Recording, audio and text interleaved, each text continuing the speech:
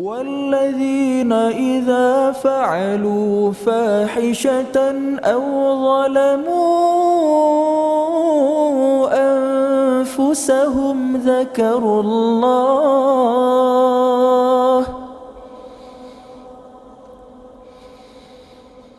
ذكروا الله فاستغفروا لذنوبهم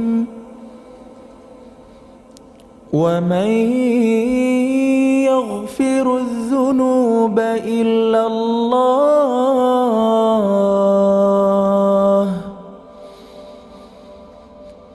ولم يصروا على ما فعلوا وهم يعلمون.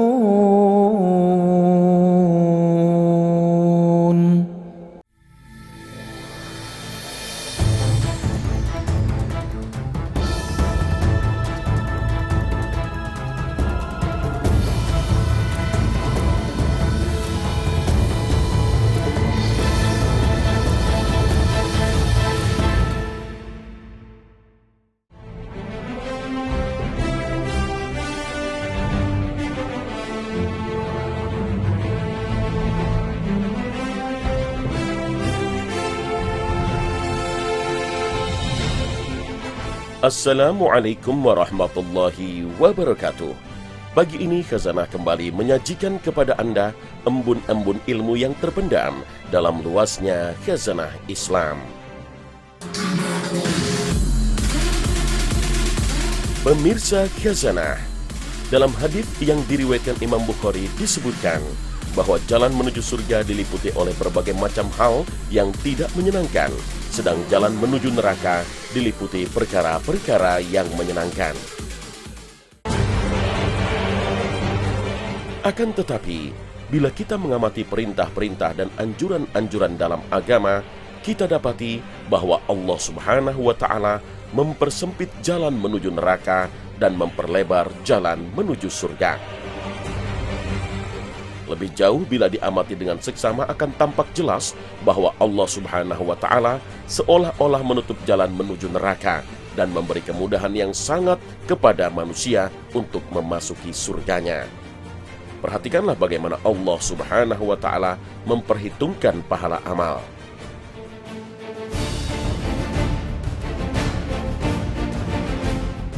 Dari Ibnu Abbas radhiyallahu anhuma dari Rasulullah sallallahu alaihi wasallam sebagaimana diriwayatkan dari Rabb-Nya yang Maha Suci dan Maha Tinggi bersabda, sesungguhnya Allah telah menetapkan kebaikan dan keburukan kemudian menjelaskan hal tersebut.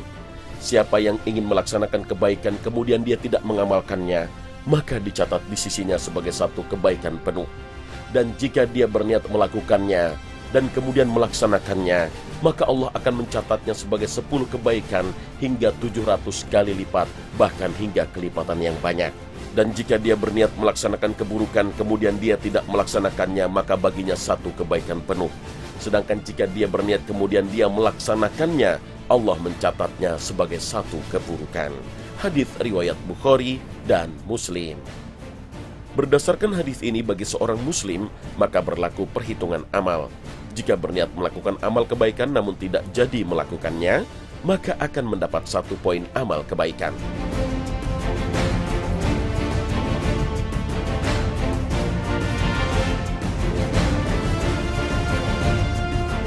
Jika berniat mengerjakan amal kebaikan, kemudian niat itu direalisasikan dalam bentuk amal, dia jadi melakukan, maka dia mendapat 10 sampai dengan 700 poin amal kebaikan.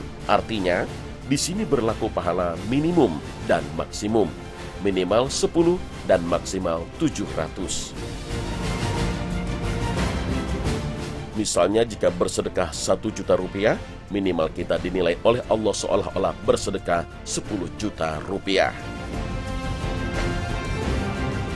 Akan tetapi jika kualitas amal yang diniatkan itu benar-benar dilaksanakan dengan sebaik-baiknya, maka maksimal akan mendapatkan pahala ideal dari Allah Subhanahu wa Ta'ala sampai 700 kali. Maka dengan sedekah 1 juta rupiah mendapat pahala sama dengan bersedekah 700 juta.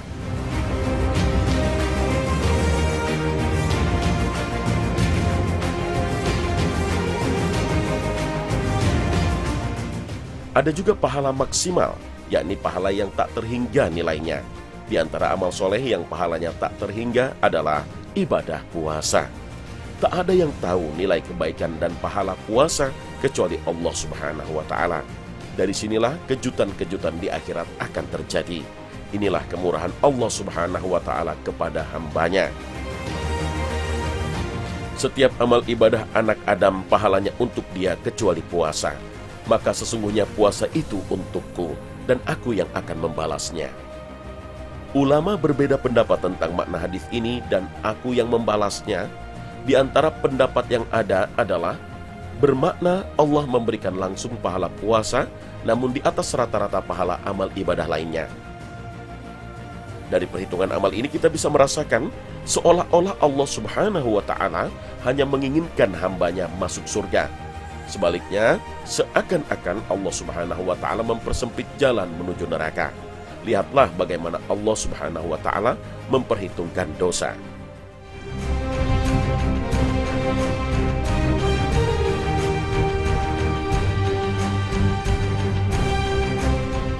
Perhitungan kelipatan pada kebaikan dan pahala tidak berlaku untuk perhitungan dosa.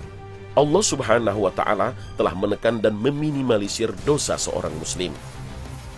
Maka jika seorang muslim berniat melakukan keburukan, kemudian dia tidak jadi melaksanakannya, maka dia dinilai melakukan satu kebaikan. Karena membatalkan rencana amal buruk merupakan sebuah kebaikan. Misalnya, jika seseorang berniat mencuri seekor kambing, kemudian tidak jadi melakukannya, dia dinilai seolah berinfak seekor kambing.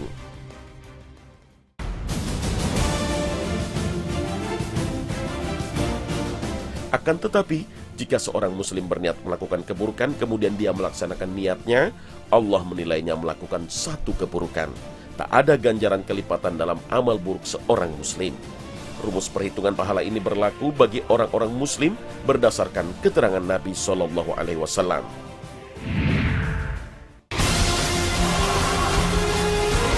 Pemirsa Khazanah, berdasarkan keterangan Al-Quran, orang kafir dijamin masuk neraka. Dan orang-orang kafir bagi mereka neraka jahanam. Mereka tidak dibinasakan sehingga mereka mati, dan tidak pula diringankan dari mereka azabnya. Demikianlah kami membalas setiap orang yang sangat kafir. Al-Quran Surah Fatir ayat 36. Inilah nasib akhir bagi orang-orang kafir. Lalu apakah dengan demikian orang-orang kafir tertutup kemungkinannya masuk surga? Sebenarnya Allah Subhanahu wa Ta'ala masih mengharapkan orang-orang kafir masuk surga dengan mengubah pola perhitungan amal jika mau berubah. Lihatlah bagaimana Allah menetapkan perhitungan kebaikan dan keburukan bagi orang-orang kafir.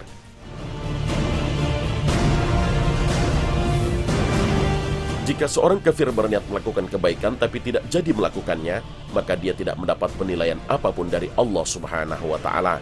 Bahkan jika dia jadi melakukan kebaikan, dia dinilai tidak melakukan kebaikan apapun.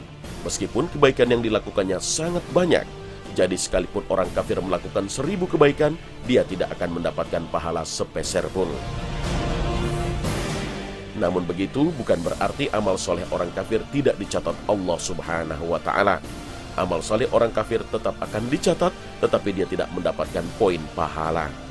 Andaikan kelak di akhirat ada orang kafir tercatat melakukan 1.000.000 kebaikan dan sedikit melakukan perbuatan buruk, dia akan tetap sangat rugi, karena 1.000.000 kebaikan itu akan dinilai nihil, sedangkan amal keburukannya tetap diperhitungkan.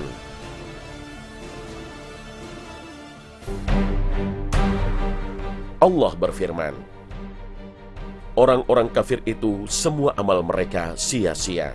Semua yang mereka lakukan laksana fata morgana di sebuah lembah. Orang-orang yang kehausan menyangka bahwa fata morgana itu adalah air. Ketika mereka mendekati tempat itu, mereka tidak mendapatkan air sedikit pun. Al-Quran Surah An-Nur ayat 39. Itu sebabnya di dalam Al-Quran dikatakan, kelak orang kafir akan merasa rugi dan menyesali kekafirannya.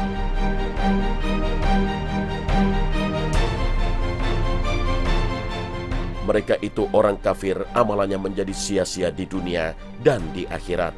Dan mereka itulah orang-orang yang merugi. Katakanlah, apakah akan kami beritahukan kepadamu tentang orang-orang yang paling merugi perbuatannya? Yaitu orang-orang yang telah sia-sia perbuatannya dalam kehidupan dunia ini. sedangkan mereka menyangka bahwa mereka berbuat sebaik-baiknya. Mereka itu orang-orang yang kafir terhadap ayat-ayat Tuhan mereka dan kafir terhadap perjumpaan dengan Dia. Maka hapuslah amalan-amalan mereka, dan kami tidak mengadakan suatu penilaian bagi amalan mereka pada hari kiamat. Al-Quran Surah 18 ayat 103 hingga 105. Akan tetapi perhitungan ini akan berubah jika orang kafir itu akhirnya menjadi seorang muslim. Maka amal solihnya yang dilakukan selama dirinya kafir tidaklah sia-sia, akan tetapi diperhitungkan pahalanya. Hal ini berdasarkan hadis Nabi Shallallahu Alaihi Wasallam.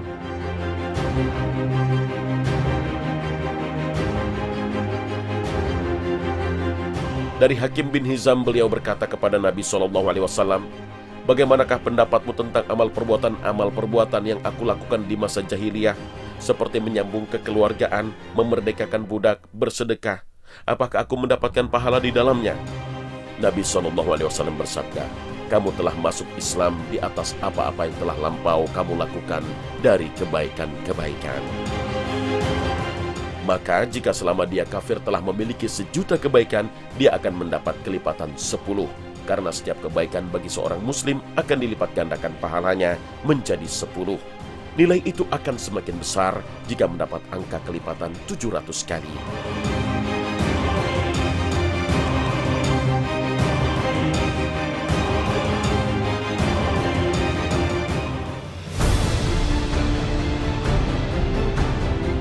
Jauh sekali perbedaannya antara poin yang diperoleh jika dia kafir dan jika dia mukmin.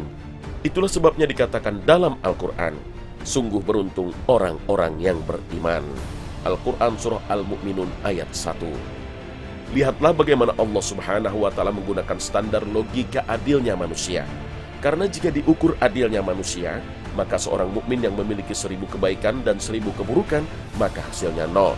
Dia tidak mendapatkan apa-apa. Akan tetapi dengan menerapkan perhitungan pahala yang ditetapkan Allah dengan cara berlipat, maka hasilnya akan beda.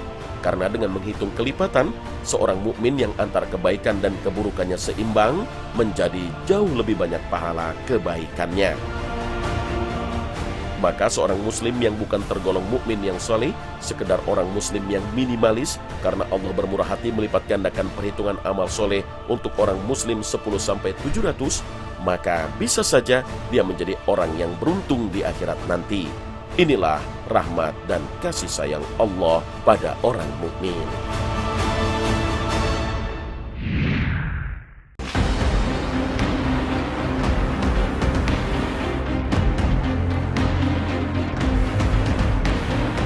Pemirsa Khazanah, selain perhitungan pahala amal berdasarkan poin yang diraih, ada lagi faktor taubat. Bahwa dengan taubat seorang muslim akan gugur dosa-dosanya. Bahkan Allah menggantikan keburukan yang pernah dilakukan seseorang dengan kebaikan bila ia tulus bertaubat. Dalam konteks ini Allah berfirman setelah menyebut pelaku syirik, pembunuh, pezina, mereka akan mendapatkan siksa berganda di hari kemudian dan kekal dalam siksa itu dalam keadaan terhina.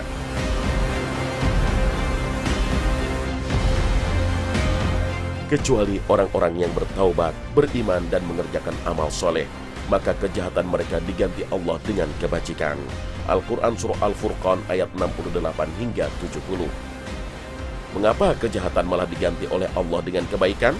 Karena taubatnya yang pertama telah menghapus kesalahannya. Dan bila ia teringat lagi dengan kesalahan itu lalu bertaubat lagi, maka kali ini taubat keduanya dicatat sebagai amal soleh. Demikian seterusnya.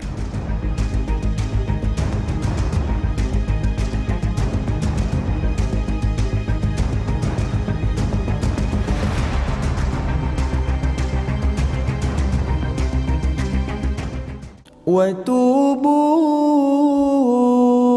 إلى الله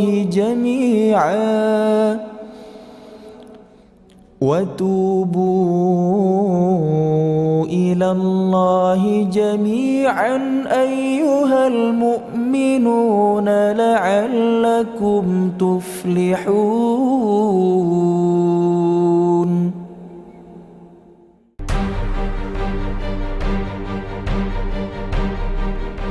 Tidak mustahil siapa yang bertaubat dengan tulus akan merasakan kehadiran Allah dan mendorongnya melakukan amal-amal soleh. Bahkan, Terbuka kemungkinan bagi yang tidak bermohon ampunan pun selama dosanya bukan mempersekutukan Allah untuk diampuni olehnya. Sesungguhnya Allah tidak mengampuni dosa yang mempersekutukannya dengan sesuatu dan mengampuni dosa selain itu bagi siapa yang dikehendakinya. Al-Quran Surah An-Nisa ayat 48 dan 116. Dengan demikian mungkin bisa dikatakan bahwa tidak ada yang ditimpa siksa neraka kecuali mereka yang benar-benar sangat durhaka melawan Allah Subhanahu wa Ta'ala dengan enggan berbuat kebajikan.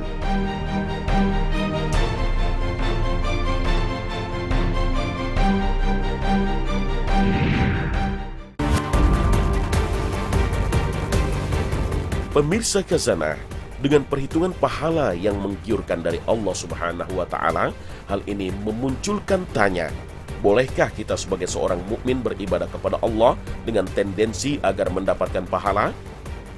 Beribadah untuk mengejar pahala dari Allah Subhanahu wa Ta'ala sebenarnya sebuah cara pandang yang sudah benar. Tidak perlu lagi diutak-atik atau dikritisi. Sebab sistem perpahalaan ini memang diajarkan langsung oleh Allah Subhanahu wa Ta'ala, bukan sesuatu yang mengada-ada. Sistem kejar pahala ini adalah cara penghitungan yang paling adil. Seseorang akan diberikan reward atau balasan sesuai dengan usahanya. Juga akan diberikan punishment atau hukuman sesuai dengan pelanggarannya. Dan kesemuanya akan dire-account dan diaudit, dihitung di hari akhir.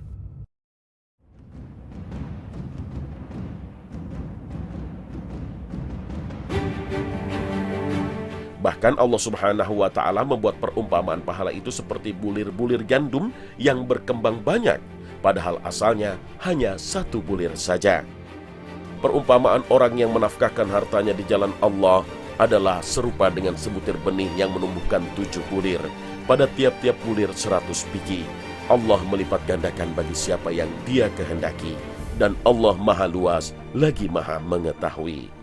Al-Quran Surah Al-Baqarah ayat 261. Di ayat lain bahkan urusan mengumpulkan pahala disetarakan dengan para pedagang yang sedang menghitung-hitung keuntungan bisnis sebesar-besarnya. Pahala-pahala itu diibaratkan proyek-proyek besar yang bisa didapat dengan modal yang murah, sehingga orang Arab yang memang pedagang itu jadi keranjingan mendapatkan pahala. Hai orang-orang yang beriman, sukakah kamu aku tunjukkan suatu perniagaan yang dapat menyelamatkanmu dari azab yang pedih? Al-Quran Surah As-Saff ayat 10.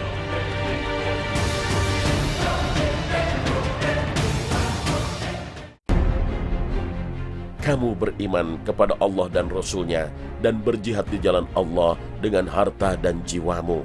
Itulah yang lebih baik bagimu jika kamu mengetahui.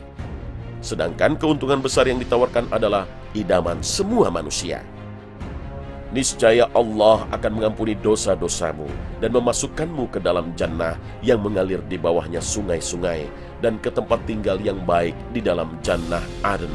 Itulah keberuntungan yang besar dan karunia yang lain yang kamu sukai, pertolongan dari Allah dan kemenangan yang dekat. Dan sampaikanlah berita gembira kepada orang-orang beriman. Al-Quran Surah As-Saff ayat 12.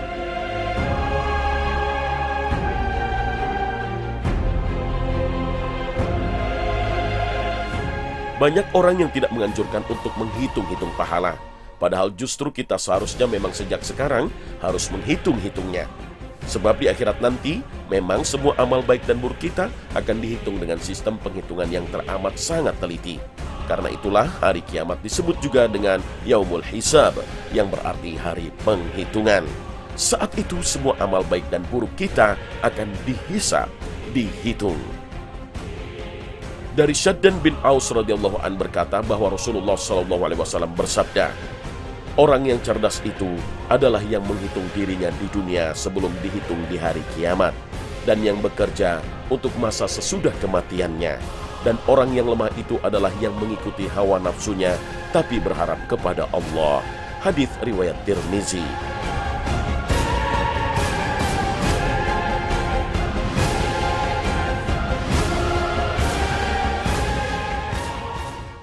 Bismillahirrahmanirrahim. Pemirsa Khazanah, kita semua selalu berdoa kepada Allah, Rabbana atina fid dunya hasanah. Ya Allah, beri kami bahagia dunia.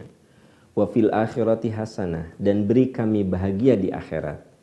Wa qina adzabannar, dan jauhkan kami dari azab neraka. Mencermati doa ini berarti secara garis besar kehidupan itu ada dua. Kehidupan dunia dan kehidupan akhirat. Kita selalu mohon bahagia dunia dan juga sekaligus bahagia akhirat. Yang jadi pertanyaan, bahagia akhirat itu apa? Ternyata bahagia akhirat itu dimulainya bukan ketika terjadi setelah kiamat atau setelah kebangkitan. Tetapi bahagia akhirat itu dimulai dari alam barzah. Apa itu alam barzah? Yaitu alam ketika roh dan jasad kita berpisah. Jadi bahagia akhirat itu dimulai dari alam barzah.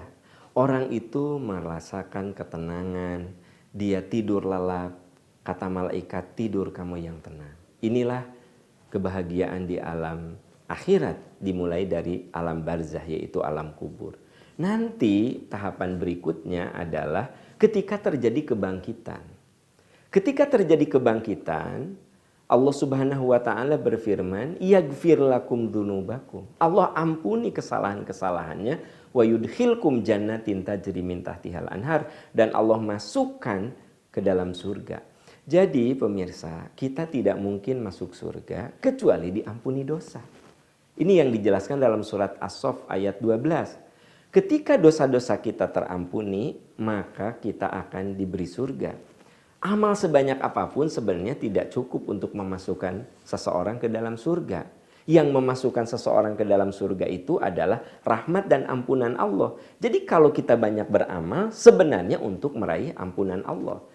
Rasulullah mengatakan, lan yudkhilal jannata ahadakum amaluh. Amal kamu itu tidak bisa memasukkan ke surga. Sahabat bertanya, bagaimana dengan amalmu ya Rasulullah? Kata Rasul, wala ana, amal saya pun tidak cukup untuk ke surga. Lalu sahabat bertanya, kalau begitu kita masuk surga dengan apa? Kata Nabi, illa ayyataghamadani Allahu bi rahmatihi. Kecuali kalau amal yang kamu lakukan itu bisa mendatangkan rahmat dan ampunan Allah. Jadi bahagia di akhirat itu ketika kita mendapatkan ampunan, dan dengan ampunan itu kita mendapatkan surganya. Kemudian ahli surga itu akan dapat kenikmatan tambahan. Apa?